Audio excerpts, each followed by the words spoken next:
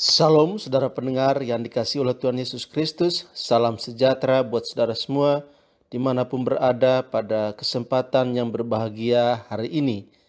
Pembacaan firman Tuhan buat kita pada kesempatan ini terambil dari surat Yakobus pasal 1 ayat 2 sampai ayat yang keempat. Yakobus pasal 1 ayat 2 sampai ayat yang keempat. Demikian firman Tuhan. Saudara-saudaraku, anggaplah sebagai suatu kebahagiaan apabila kamu jatuh ke dalam berbagai pencobaan, sebab kamu tahu bahwa ujian terhadap imanmu menghasilkan ketekunan, dan biarkanlah ketekunan itu memperoleh buah yang matang, supaya kamu menjadi sempurna dan utuh dan tak kekurangan suatu apapun. Demikian firman Tuhan buat kita pada kesempatan yang berbahagia hari ini. Dari firman Tuhan yang sudah dibacakan buat kita, saya memberi judul yaitu meraih upah melalui ujian iman. Meraih upah melalui ujian iman. Saudara pendengar yang dikasihi oleh Tuhan Yesus Kristus, menjalani kehidupan sebagai pengikut Kristus bukanlah merupakan jalan yang mulus tanpa hambatan, tanpa kendala. Setiap pengikut Kristus, setiap umat Tuhan pasti akan mengalami dan menghadapi keadaan di mana imannya akan diproses, imannya akan ditantang, imannya akan diuji. Saudara pendengar yang dikasihi oleh Tuhan Yesus Kristus, melalui ujian terhadap iman kita akan membawa kepada kesempurnaan iman, sehingga kita akan semakin menyerupai Kristus, memiliki karakter seperti Kristus, dan menghidupi nilai-nilai ajaran Kristus dalam hidup dan aspek kehidupan kita. Saudara pendengar yang dikasihi oleh Tuhan Yesus Kristus, tidak jarang sebagian dari umat Tuhan dalam menjalani kehidupan imannya tidak sabar dalam menghadapi tantangan, menghadapi kendala, menghadapi ujian dalam imannya. Mereka acap kali merasa kecewa, putus asa, dan menyerah begitu saja, dan tidak mau tetap berpegang teguh pada pengharapan dalam Kristus dan tetap kuat di dalam imannya. Padahal Tuhan tidak akan memberikan pencobaan melebihi kekuatan yang kita miliki. Setiap pencobaan yang ada pasti ada jalan keluarnya, pasti ada solusinya dalam kehidupan kita. Dan ketika kita mau tetap berharap kepada Kristus, beriman sepenuhnya kepada Dia, maka di dalamnya kita akan menemukan jawaban dan jalan keluar dari setiap persoalan yang kita alami. Saudara pendengar yang dikasihi oleh Tuhan Yesus Kristus, kalau kita membaca Alkitab, maka kita menemukan bahwa ada beberapa tokoh yang mengalami ujian, mengalami tantangan, mengalami pencobaan, mengalami penderitaan sebagai bagian dari iman mereka kepada Kristus. Mari kita lihat mengapa mereka bisa bertahan di tengah ujian yang mereka alami dan memperoleh kemenangan dari Tuhan dalam hidup mereka. Tokoh yang pertama yaitu Abraham. Saudara pendengar yang dikasihi oleh Tuhan Yesus Kristus, Tuhan memberikan seorang anak perjanjian kepada Abraham, yaitu Ishak, melalui istrinya Sarah yang kandungannya telah tertutup oleh karena usia yang sudah lanjut. Tentunya anak ini merupakan kebanggaan dan pengharapan bagi Abraham untuk dapat meraih janji Tuhan yang akan menjadikan dia sebagai bapa segala bangsa. Abraham menerima janji Tuhan yang akan membuat keturunannya seperti debu tanah dan seperti pasir di laut banyaknya. Saudara pendengar yang dikasihi oleh Tuhan Yesus Kristus, tetapi Tuhan justru meminta Abraham untuk mempersembahkan anaknya dan menjadikannya sebagai kurban bakaran. Sebagai manusia, sebagai seorang ayah, sebagai orang tua, hal ini merupakan pukulan yang sangat berat karena Ishak merupakan pengharapan untuk dapat meraih janji-janji Tuhan, untuk dapat meneruskan keturunan selanjutnya. Bagaimana mungkin dia dapat memiliki keturunan yang banyak jika anak yang merupakan anak perjanjian harus dikorbankan? Saudara, di sini Abraham menunjukkan kesetiaan dan ketaatan imannya kepada Tuhan. Dan dengan iman dia melakukan apa yang diperintahkan Tuhan kepadanya. Tepat pada saat di mana dia akan menghujamkan pisaunya, Tuhan menghentikannya. Tuhan melihat bahwa Abraham tidak ragu-ragu mengikuti perintah Tuhan, menaati apa yang Tuhan katakan kepadanya. Lalu Tuhan menyediakan domba jantan sebagai ganti korban untuk dipersembahkan. Saudara pendengar yang dikasihi oleh Tuhan Yesus Kristus, Abraham pun diberkati secara berlimpah-limpah dan Tuhan menggenapi firman-Nya dengan membuat keturunan Abraham menjadi banyak seperti banyaknya debu tanah, banyaknya pasir di laut. Dan kita dapat mengenal Abraham sebagai bapa orang beriman. Saudara pendengar yang dikasihi oleh Tuhan Yesus Kristus, ada kalanya perintah Tuhan sulit kita memahaminya, sulit untuk kita mengerti.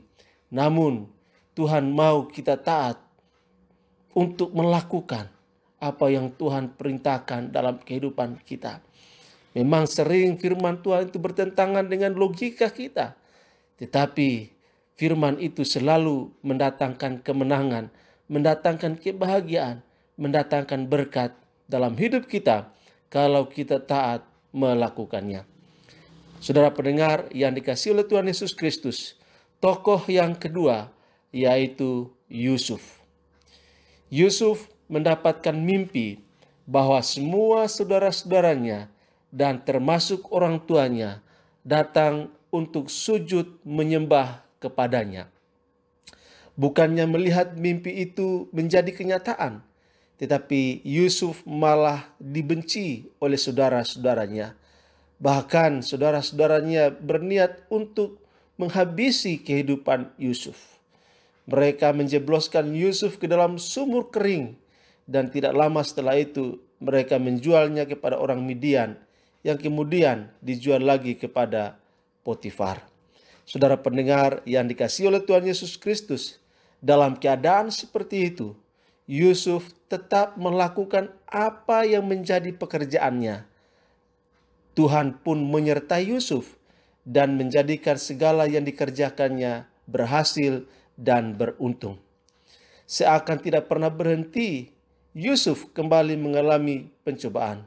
Yang mengalami ujian, dia dirayu oleh istri Potifar. Tetapi Yusuf tetap tidak mau tergoda dan justru mendapatkan fitnah.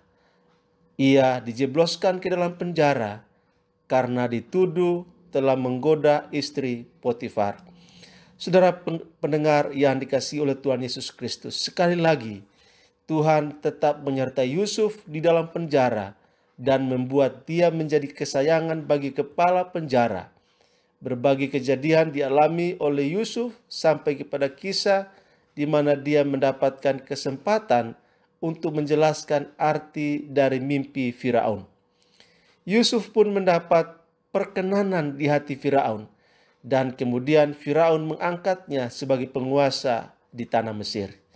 Di sini kita dapat melihat bahwa dalam segala keadaan, dalam segala kejadian yang dialami dan menimpa hidup Yusuf, tidak sekalipun Yusuf meninggalkan Tuhan.